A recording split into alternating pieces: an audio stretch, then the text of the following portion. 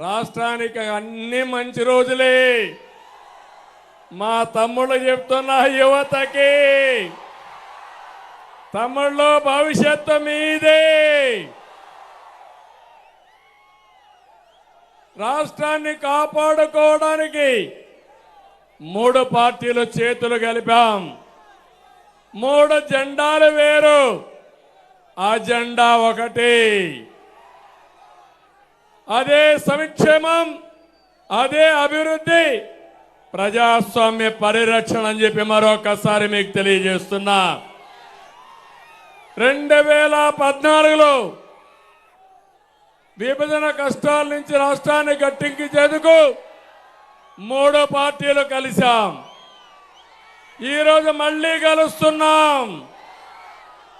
జగన్ కబంధ హస్తాల నుంచి రాష్ట్రాన్ని కాపాడుకోవడానికి సిద్ధమా తమ్ముళ్ళు అని మిమ్మల్ని అడుగుతున్నా. కలిసింది మామూలు వ్యక్తులు కాదు.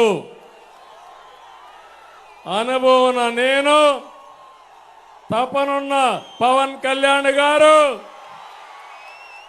దేశాన్ని ప్రపంచ పటంలో పెట్టాలని, నెంబర్ 1 దేశంగా తయారు చేయాలని పనిచేసి నరేంద్ర మోడీ గారు కలిశాం. ఏం తమ్ముళ్ళు తిరుగుంటుందా అని మిమ్మల్ని అడుగుతున్నా. ఇంకో పక్క పవన్ కళ్యాణ్ గారు ఒక సినిమా హీరోనే కాదు, కోట్ల రూపాయల ఆదాయాన్ని వదులుకొని సుఖమైన సినిమా జీవితాన్ని వదులుకొని ప్రజల కోసం నిలబడ్డ నిజమైన hero power star Pawan Kalyan గారు. అక్రమాలను ప్రశ్నించడం కోసం పవన్ నిలబడ్డాడు.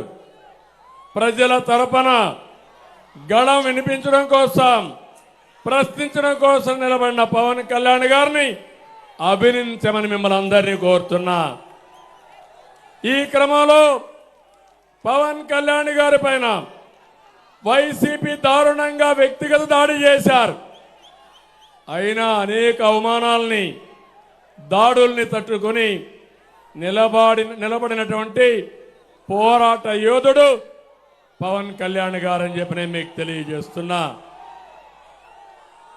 నేను ఇబ్బందుల్లో ఉన్నప్పుడు బేషరతుగా వచ్చి నా కోసం పనిచేసిన వ్యక్తి పవన్ కళ్యాణ్ గారు.